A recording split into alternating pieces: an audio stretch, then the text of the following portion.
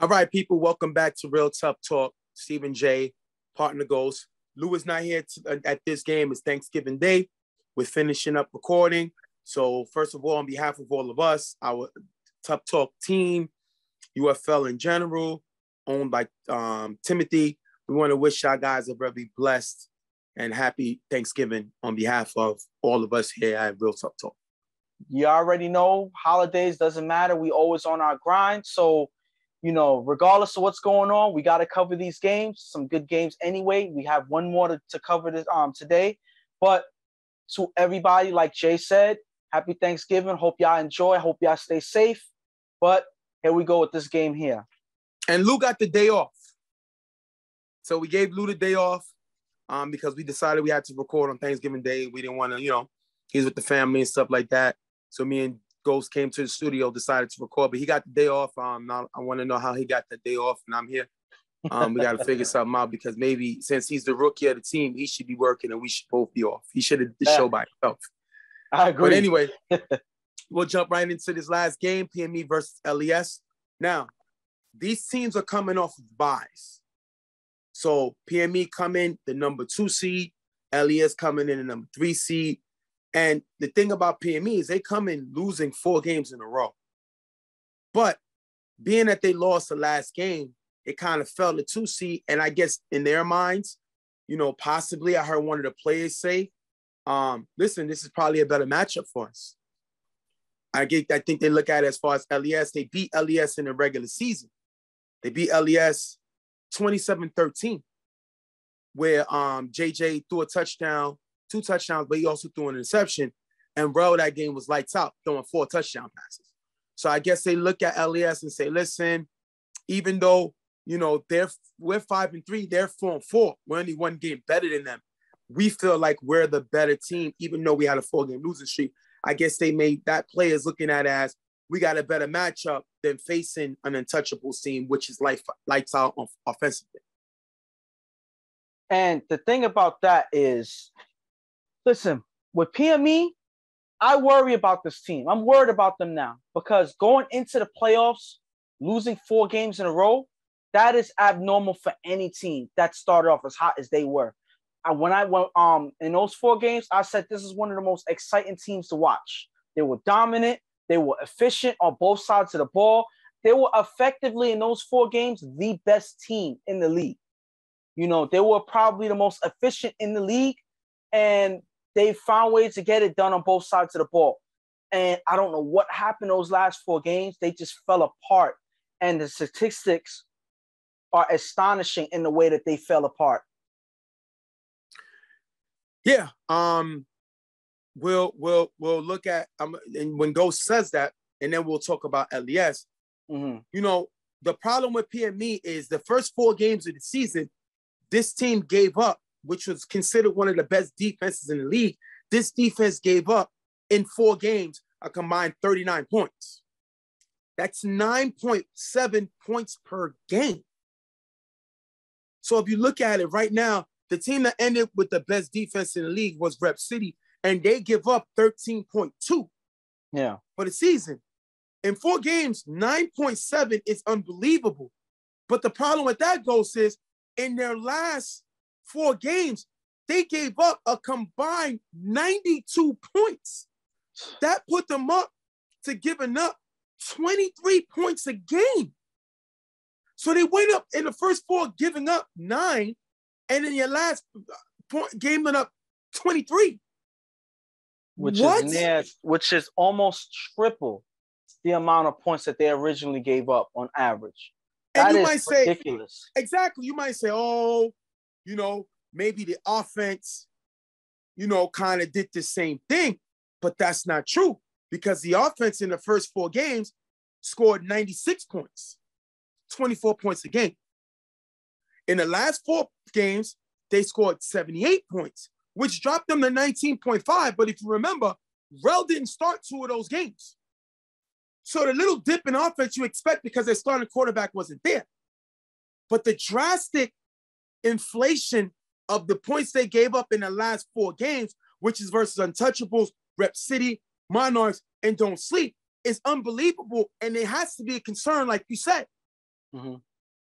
Now, on the other side, listen, I know they're looking at Elias has been playing great. JJ has thrown, he was third in touchdown passes. This guy has played unbelievable this season, and J. Will has taken off. You can't no longer say J. Will plays like he doesn't care, because that's not true.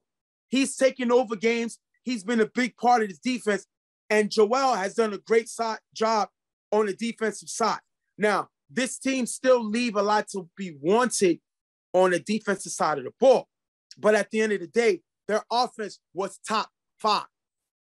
So JJ has done an amazing job. Sal made the All-Star team. Spud made the All-Star team. J. Will made the All-Star team. All guys that's been a part of that passing attack. And JJ also made the All-Star team. So those 4 guys have taken this offense to the next level. And the crazy thing is, I never seen, like, I always knew the potential of a lot of these guys, you know, not counting Sal and J. Will, because we already know what they do. But we already seen the potential of these guys, but we never seen it come to fruition. This season came to fruition. And one person really surprised me with how efficient he was JJ. I always said that he was a talented quarterback. He just couldn't really get it together in his last couple seasons that he played in this league. You know, so the way he came out scoring, that's one thing that this team was able to do consistently, get into the end zone. Their defense, not so much, even though they kind of reversed what they had last season. But me personally, I prefer this side of the Raiders being able to score, because that was their Achilles heel last season, and they changed it up to be one of the best scoring teams in the league, and that keeps them in any given game that they face in the season. All right, we're going to jump into the game. PME will have their first-round draft pick, Swiss, here. They will have their second-round draft pick, Dre, here, but they won't have their third-round draft pick, Mo, here.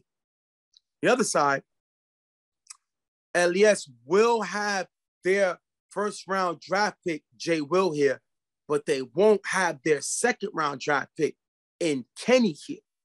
But they will have their third-round pick, which they got via trade, Sal here. So we're going to jump right into the game with the Raiders getting the ball first, and they're going to be starting at their own 10-yard line because of a inefficient return on the kickoff. First down, JJ was blocking from Aaron, throws deep to Spud in the gap, knocked away by Jaquan. Third down, JJ throws aside in the middle, knocked away by Chad. Raiders have to punt. Now, this looks like the old Raiders, Ghost. The way they started off, inefficient, not knowing how they want to attack, and they punt. PME showing the efficiency of that defense that kind of slipped in the last few weeks, but with the tops in the middle of the season. One thing you can't take away is that PME have a defense that can lock up when they need to. They've been inconsistent in the last couple games, but they've shown on that in this first drive here that they can lock up and make a stop. They need this to start the game so they can get their offense going. That's a great defense there. PME gets the ball back. After getting the first down, Rel throws a dash in the gap. That's going to be dropped. Third down, Rel with blocker from Swiss, throws a dash in the gap, getting them near the 10-yard line. Let me tell you something. First of all, Swiss has been blocking great when he's been here. Now, and the other thing, I don't think Dash gave us what he gave on DG. I don't know if that's because Dash is not able to get to the next level, or if it was because Chuck got him to the next level. I like the fact that Rel came back to him on this, get him to the 10, but I'm disappointed in the season that Dash had this season. Fourth down, Rel throws to Jaquan in the back of the end zone, caught but out of bounds. PME's going to challenge the play. What do you think about this? On this play here, it looks like it wasn't enough. It wasn't enough to overturn this call here. It doesn't look like Jaquan had both feet in the end zone. It's hard really to see because the other player is in the way. But it looks like right when he gets possession of the ball, one of his feet just comes up as he falls out of bounds.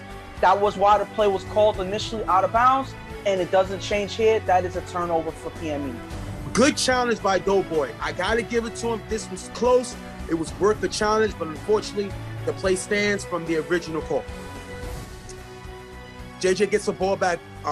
This LES Raiders gets the ball back. JJ on 4 rush, throws Spud in the middle, who runs in the gap for a nice game. Now, Spud may have dropped off defensively, but offensively, he's definitely been that number 3 guy, you know, who can potentially be the number 2. As far as with Sal and Sal and Jay Will leading the pass attack, I think Spud has been that 3rd guy. He's made an all-star team, and JJ's been finding him all season. 3rd down, JJ is blitzed by Swizz, who's blocked by Aaron. JJ throws the Spud in the middle, off target, incomplete. 4th down, JJ on 4 rush, throws the side, cutting in the gap, high, incomplete, turnover on downs, Elias gets stops again. Listen, Swizz has been very efficient blitzing the quarterback, and he's able to bring pressure. JJ is not too much affected by the pressure, but he knows Swizz is in the vicinity. So at the end of the day, they have not lacked defense because of their talent. They have lacked defense because of their consistency. But today they're playing great defense, and they stop Elias once again, 2 in a row. And that pressure makes all the difference in the world. Even if you're not able to get the sack, the fact that you have the quarterback worried about where this guy's coming from. Is he gonna come at me before the throw? That makes quarterbacks think extra, a little too much, and that makes them make mistakes. So at the end of the day, the pressure is what matters in this defense. And when they're able to put pressure on someone like JJ, they're able to get stops, and they get one yet again. Rel gets the ball, throws to Jaquan, cutting in the front of the end zone, basket and drop. 2nd down, Rel throws to Shane on the sideline, caught in front of the end zone for the touchdown. 6-9 PME scores. If you look here, Mo at corner gives too much space, and the ball is thrown over his head. Listen, I love Mo's energy. I love the fact that he attempts. Mo should not be on defense, and I don't understand why more teams don't attack him. Listen, you cannot teach height. So I'm going at him all day with a taller receiver. He had no shot here, and I like the fact that Rel knew that and came to Shane for the touchdown, 6-0. And I'm not going to go as far as to say that Mo shouldn't play defense, but I am one to say that he shouldn't be on the corner one-on-one with Shane, because that is a mismatch waiting to happen. And of course, if you give Rel an opportunity to see that mismatch, he's gonna target Mo, and that's exactly what he did right away with the easy touchdown to Shane right there for their first score. See, you're being a nice guy. Mo had no shot at this ball unless he was standing on Shane's shoulders. That's the only shot he had at making this play. And there's nothing against him. I love his energy, but when he's against taller receivers, he's gonna lose. So all I'm doing is always putting the tall receiver on the side. 6-0. PME takes the lead. 2nd down, JJ with blocker from Aaron, throws to J Will, cut in the gap, that's getting dropped. 3rd down, JJ throws to George, open in the gap for a nice game, picking up the 1st down. If you look here, Jaquan and Nico not talking, and nobody picks him up. I don't think Nico's a good defender. Surprised why teams don't go after him. Jaquan is the best defender on that team. He's also the best offensive player on that team. But at the end of the day, JJ's spreading the ball around, and I don't think George gets enough credit because you got Spud, you got Sal, you got Jay Will. So sometimes George gets lost up, but not to JJ. And he comes to him on this play here. Then next play, JJ's blitzed by Swizz, rolls left, finds Jay Will cutting in front of the end zone for the touchdown. Sal gets the extra point, 7-6, Elias takes lead. If you look here, Jay Will beats Dre with an in-out route. Listen, I like Dre's physicality. Dre's not a great man-on-man defender. He gets beat if the receiver makes moves. And he made a move here. And again, Jay Will, I always said, falls out of bed with more talent than guys are born with. And he shows why he was a top pick here, and he beats Dre here. And these 2 plays here that we showcased are the reason why they were able to score. Now, I disagree with you on the last play that this was pretty much Nico's fault. You emphasized Nico, but this is Jaquan. Jaquan is a safety. So he's supposed to dictate where these guys go and point out where they have to shift to. Because Jaquan doesn't pick up George here, he leaves him open. So that's Jaquan at the end of the day. He has to dictate where everybody else is going. But that leads to this play, one-on-one, Jay Will with Dre. This is just a move that he just beats him one-on-one with.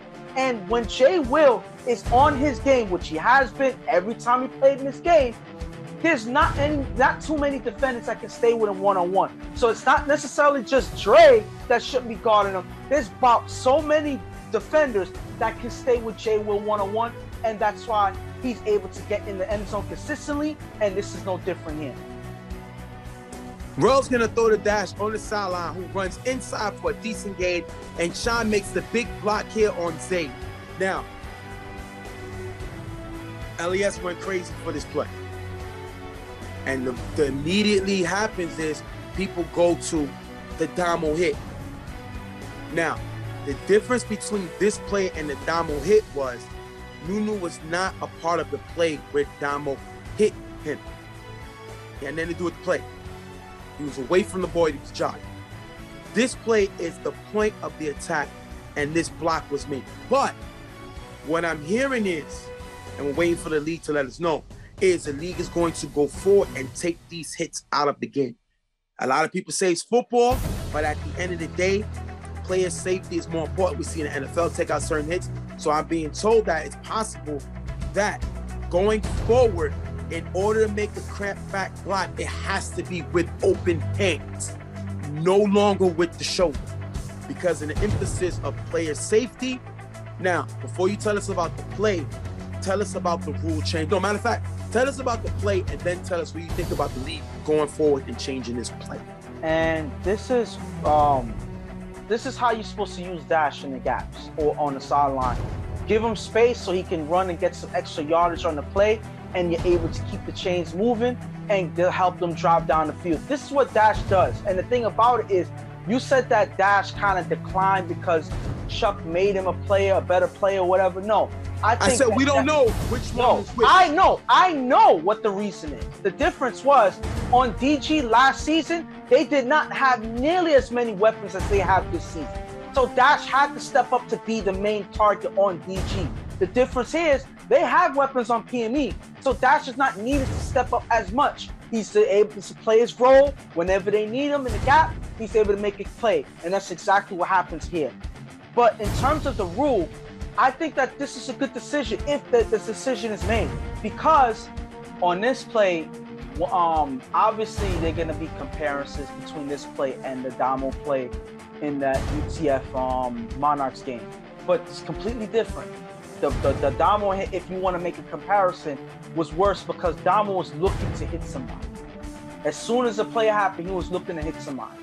It's not like, oh, you're trying to protect the player with the ball. No, he was looking to hit somebody, whether they were in the play or not.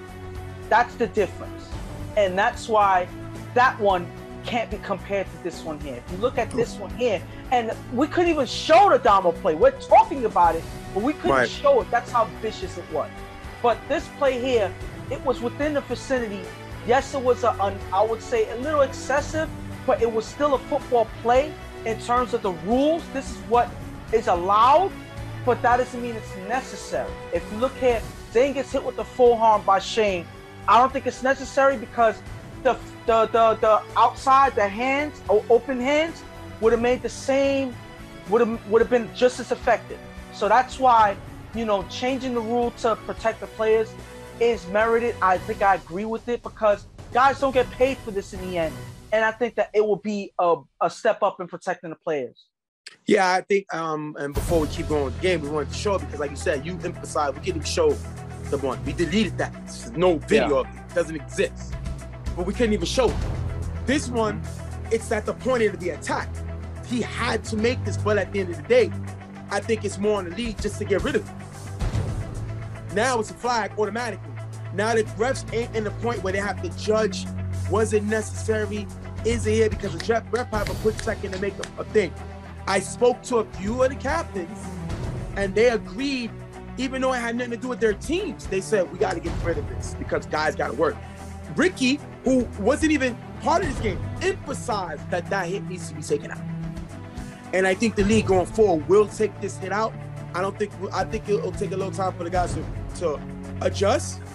But once you get a flag on it, you will adjust. And like Go said, the same damage can be done with the hands that can be done with the shoulder without having effective effect as far as the player's health.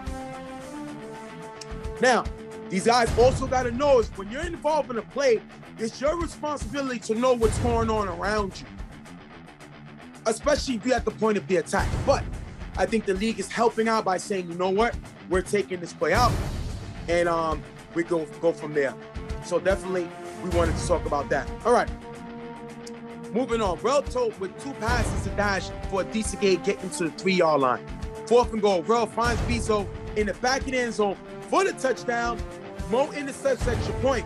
12-7, PME takes lead. If you look here, Bezo gets chucked and falls, but nobody stays with him. He gets up, and Rel with the mindset to still find him for the touchdown. And that is I don't get what was the point of chucking him if no defender's going to stay with him.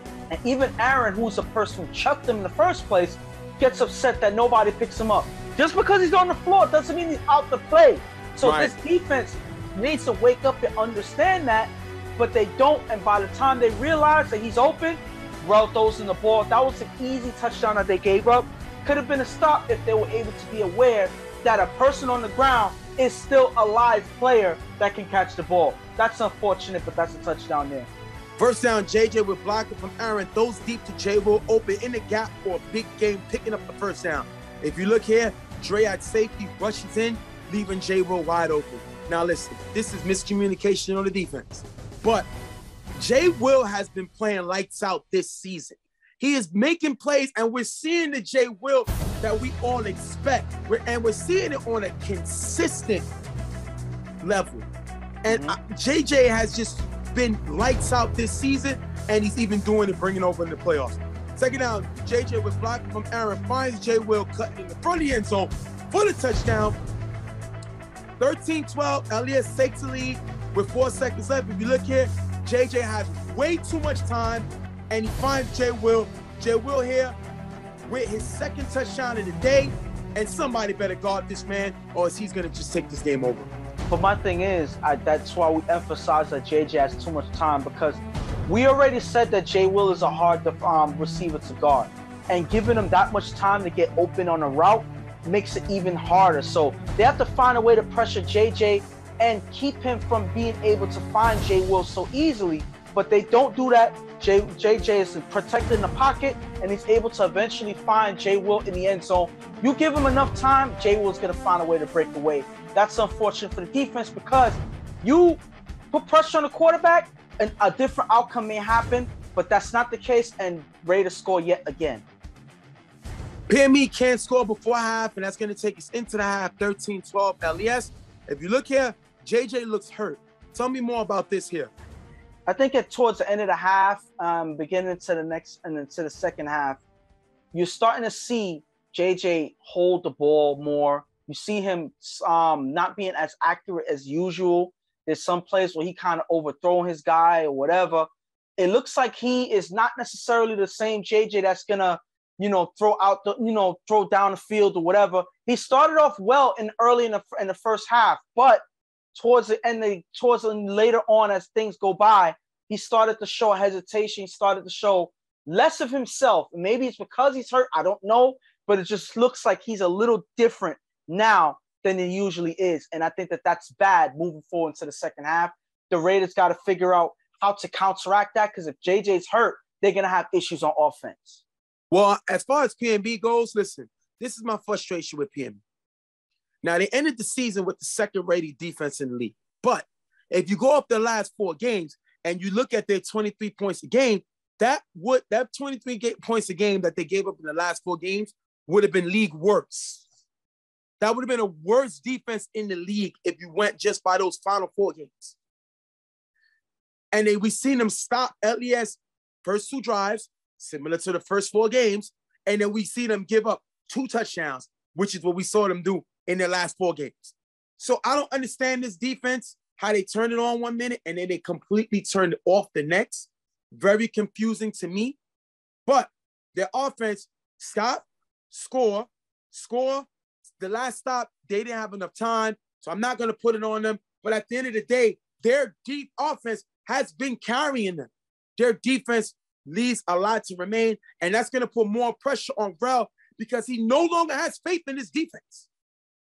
And I think that's a call for concern and call for a mistake.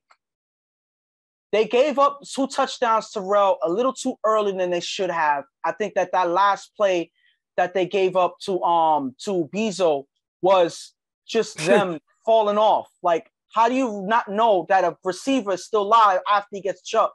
So these are issues that this Raiders team had all season. They got to find a way to buckle up and not make so many mistakes.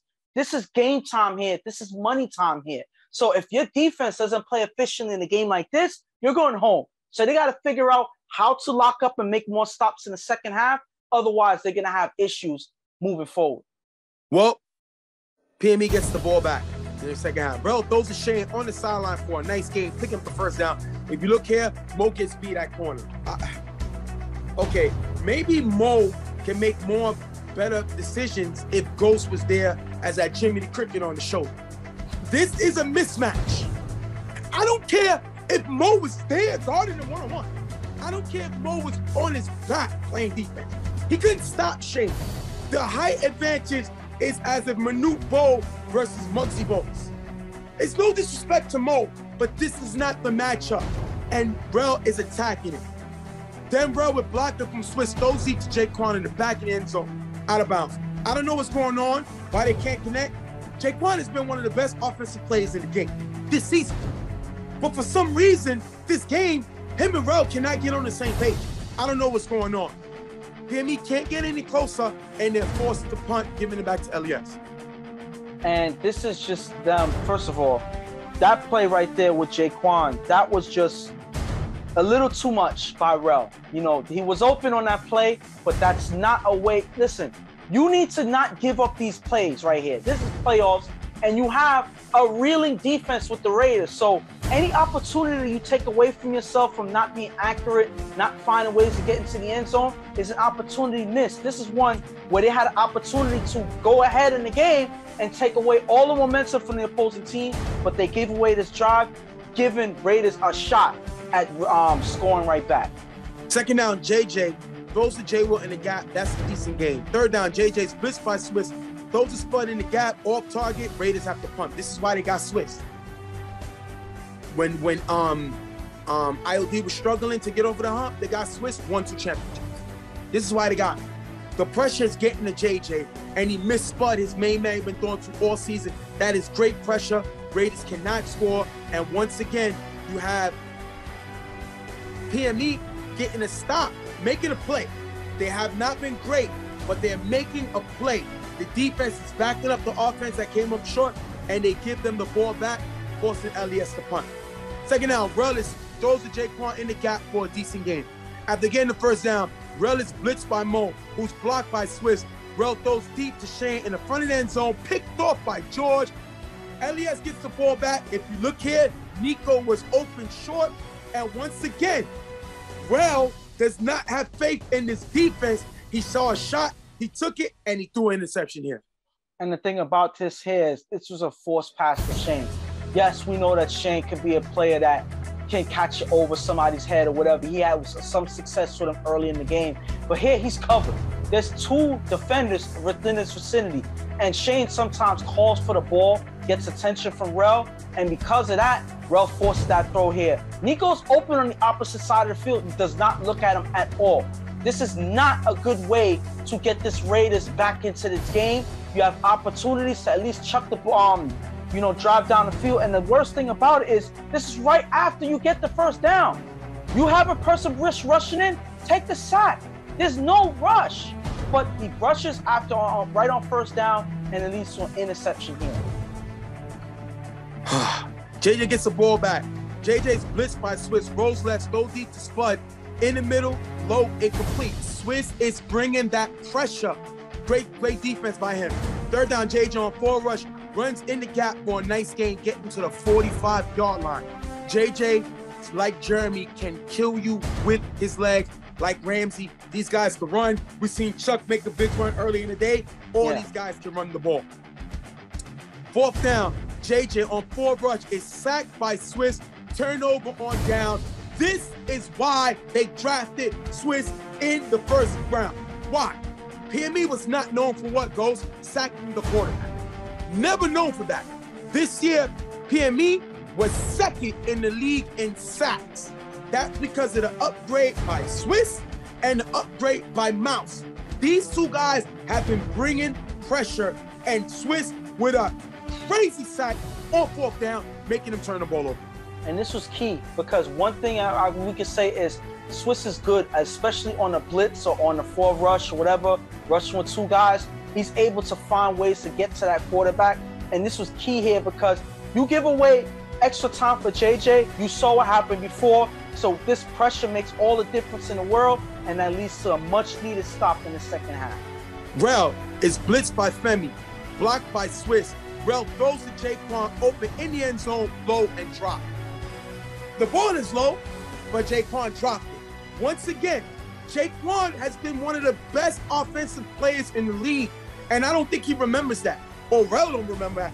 One of them is not doing something right, or maybe it's just both of them, because I'm not seeing anything going on with Jaquan this game. Third down, Rel finds Jaquan in front of the end zone for the touchdown. If you look at George not on the sideline as Mo rushes in.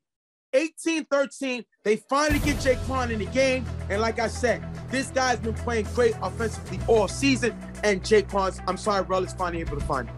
And that's because Mo rushes in on the blitz or on the 4 rush from the sideline. And nobody adjusts to pick up Jaquan here. You already came away with a lucky drop from Jaquan, but you leave him open on the second, right in the next play. That doesn't make any sense. You got to communicate better. If somebody's rushing in, somebody has to fill in that gap. Nobody does that. George doesn't slide over, and Jaquan is left for a second opportunity to make a catch, and he does that for the score there. JJ scrambles on 4 rush and is sacked by Mace. Second down, JJ throws the side in the gap for a decent gain, picking up the first down. Then JJ with 2 passes to the side in the gap, getting to the 3-yard line. 4th and goal. JJ on 4 rush finds Femi in the front of the end zone for the touchdown. They take the lead back, 19-18. If you look here, JJ gets the ball on just as Swiss rushes in.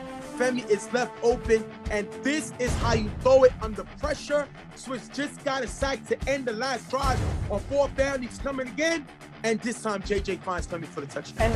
And the thing about this play, first of all, a way for Sal to step up in the end of the game.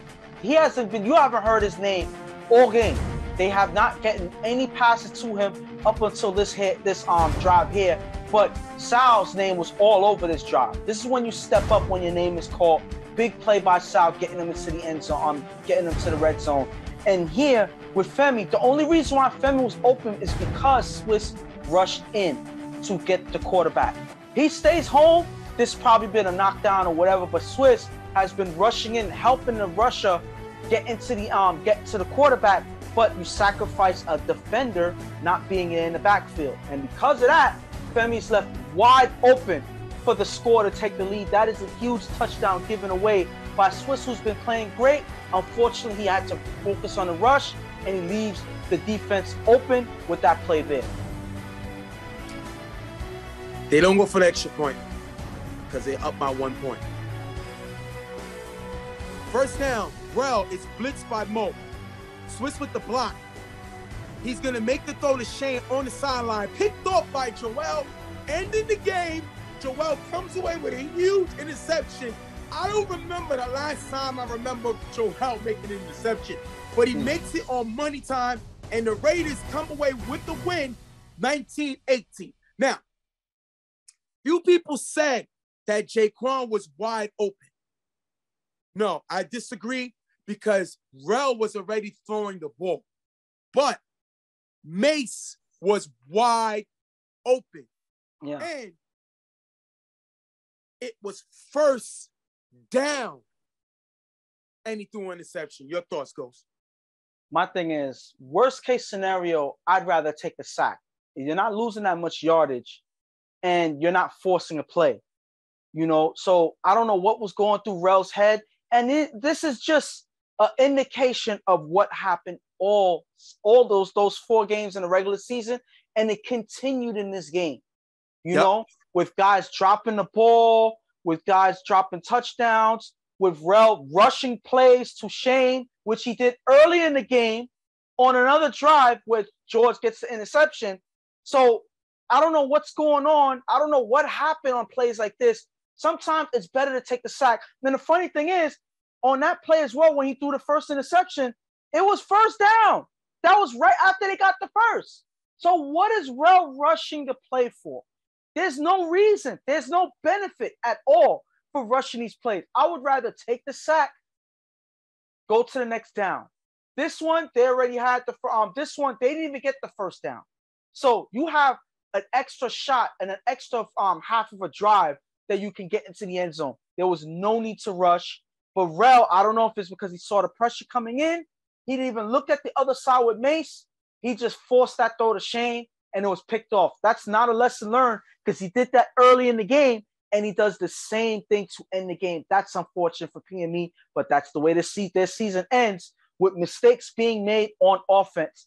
That's unfortunate for them.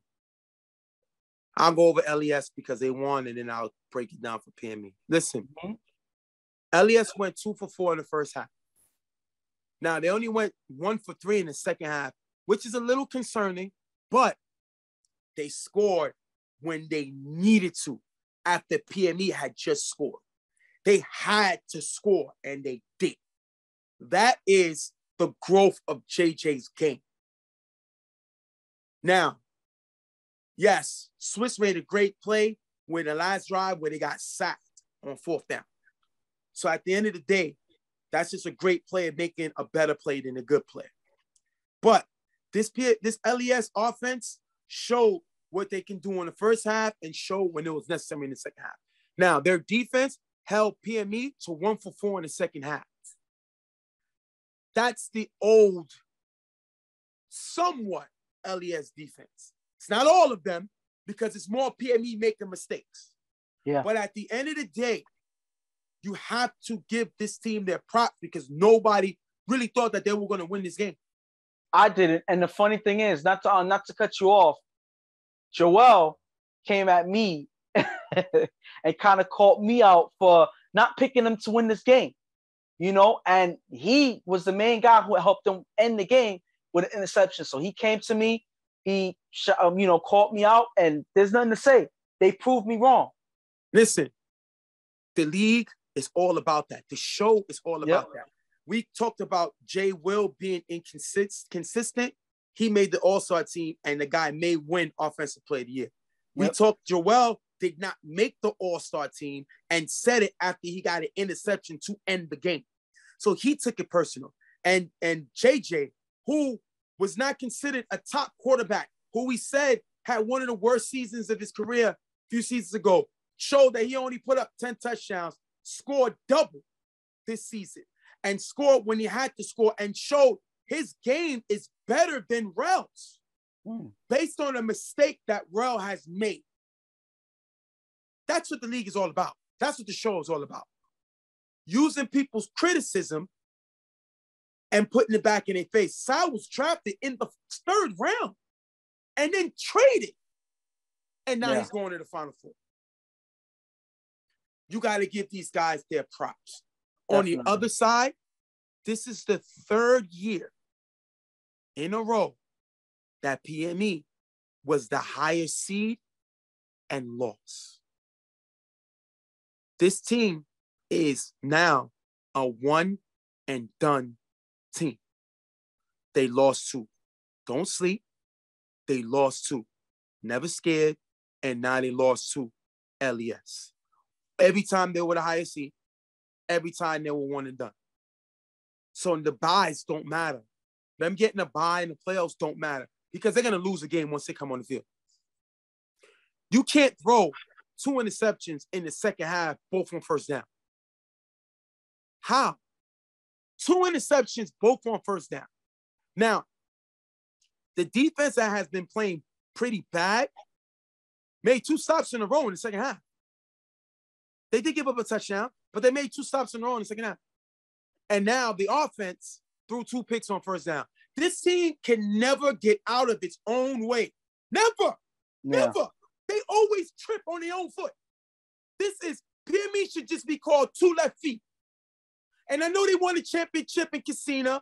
I know they did that. They got another championship coming up on Sunday. Kudos to them. Much props. I hope they do it. I don't give a Dr. Jekyll and Mr. Hyde about that. They were supposed to win here. They drafted Swiss in order to be the leadership they needed to get them over the hump. And they lost their last 5 games. I don't think Swiss was allowed to take over as he did on IOD. Mm-hmm. On IOD, Slasher, Adi took a back seat and allowed Swiss to be the man on the team. I don't think that happened with PME. We heard Jaquan say in this interview early in the season, we got Swiss, but we don't really need leadership. We pretty much know. He made it seem like Swiss was another guy. Well, that's why you're out again. That's why you're out again. You needed this guy to take over and say, this is what we're going to do. It's not somebody being a bigger man than you. It's somebody that's coming in with 2 championships. And that is the issue. The quarterback threw 2 interceptions on first down. We didn't see Jaquan take over the game, and the guy could win Offensive Player of the Year. And we seen Shane, one of the most quietest guys on the field, decide now he wants to talk and distract his quarterback and made him throw 2 interceptions when he was trying to get Shane the ball. Stop. I don't want to see none of that. At the end of the day, PME can use the casino as a shield, as a lunar eclipse to block out the light. They blew out YMM. Nobody. No. At the end of the day, you lost the division. You lost 5 games in a row, and you're a one-and-done team. That's who you are. Nobody takes you serious because 3 years in a row, you were one and done. And the only one that I feel bad for is Doughboy. We say he don't coach. Listen, the guy puts teams together. And at the end of the day, he seemed the only one affected when guys wasn't showing up. This team was not taking games serious, and they lost 5 games in a row, counting this one. That's the only one I feel sorry for. I don't feel sorry for Jaquan. I don't feel sorry for Rel. I don't feel sorry for none of these guys. Because at the end of the day, they don't seem that they're tarnishing the brand with these one-and-done playoff runs.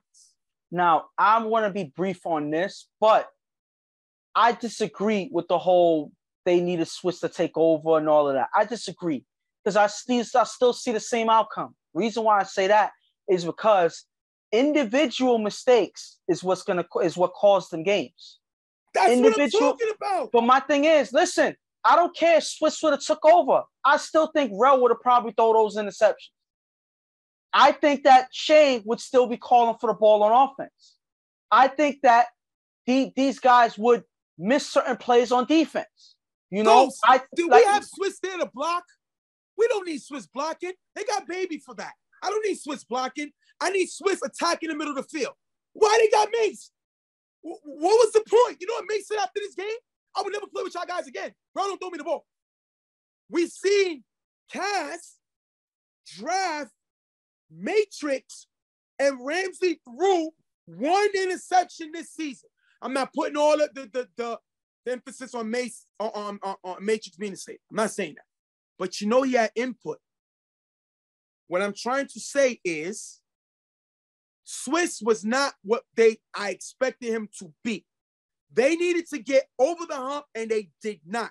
Does he share part of that responsibility? Absolutely. He does. Because he blitzed in, like you said, and left his lane open to give him an easy touchdown. But previously, he just made a sack at the end of the drive. And at the end of the day, your offense had the ball in order to win the game. And we've seen the defense let the offense down during the season. And now we've seen the offense let the defense down. These are a bunch of individuals on this team. That's what this team is. Mm-hmm.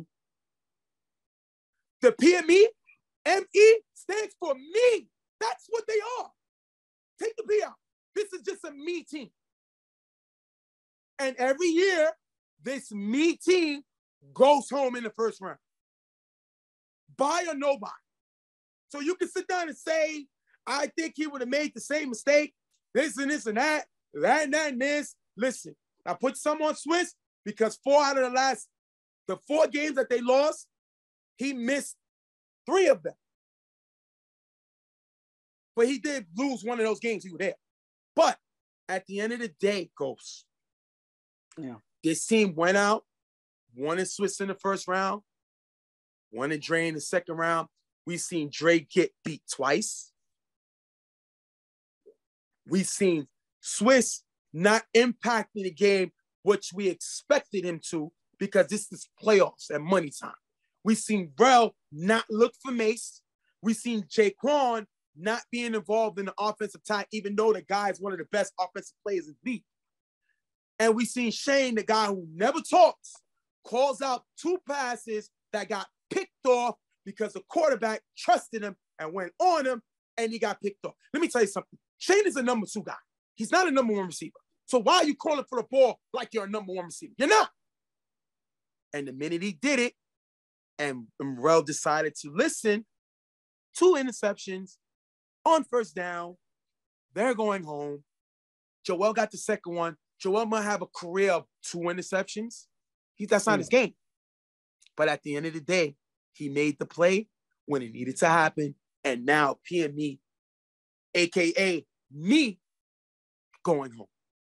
Listen, and on Raiders real quick, I would have never pictured the Raiders going to the Final Four. I'm going to be honest. Wow. I'm going to be honest. I didn't picture their defense to hold as well as they did in this game. Now, they gave up 3 touchdowns. They did. But understand, read the score, 19-18. And they were 3 of 7. Every single extra point. They give up 1, there's a tie game. Good call. So understand that. Their defense stepped up when it mattered. Those extra points matter. And this is something that many coaches emphasize too. Sometimes the extra point is more important than the touchdown. This game, the extra points were more important than the touchdowns. And they won by 1 point.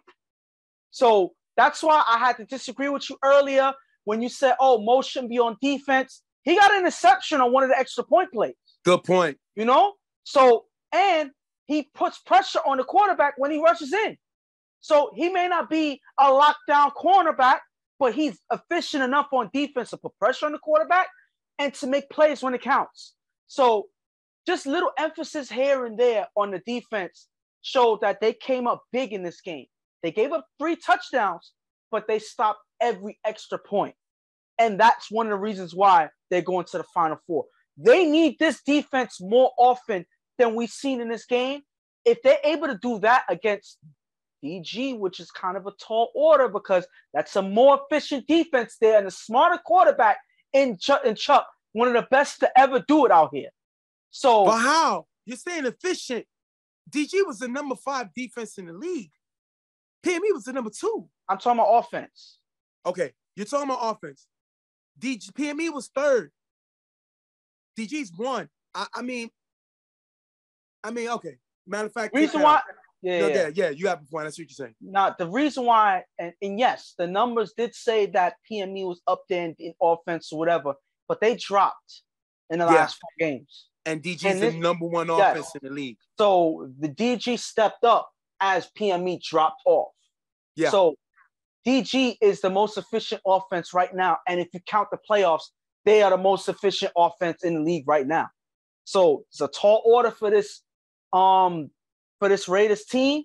But if they can make specific plays here and there, they have an opportunity. They have a shot. And with their offense playing as well as they are, and they're not playing the way that they did in that regular season game, because I believe they got shut out by DG in that regular season game. Don't quote me, but I believe I'll look at it up. The outcome. I'll check it out right now. Go ahead. And I believe that was the outcome. I think they gave up 4 touchdowns and they didn't score any. So they need a better outcome in this game than in that last game. They lost 25-6. So I'm right. 4 touchdown passes. Yep. JJ didn't throw a touchdown pass, and he was intercepted. I remember that game. That game like it was yesterday. So if I remember that game like it was yesterday, they better remember that game like it was yesterday. And Chuck, the interception JJ threw was to Chuck. Yes.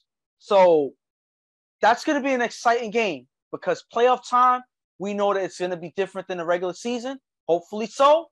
But I can't wait to see that game. That Final Four is going to be huge. All right, y'all, we're going to wrap this one up. We're going to have another show sometime during the week where we go over the matchups, and we'll have Ghost and we'll have Lou back for their opinion. But we'll see what's going on. We want to thank y'all guys for joining us on Real Tough Talk. Have a blessed Thanksgiving, like we said before. On behalf of Real Tough Talk, Stephen J, my partner Ghost, Lou was off today. We'll see him back at the show when we come back. And we'll see y'all guys soon in the next episode of Real Tough Talk. We out here.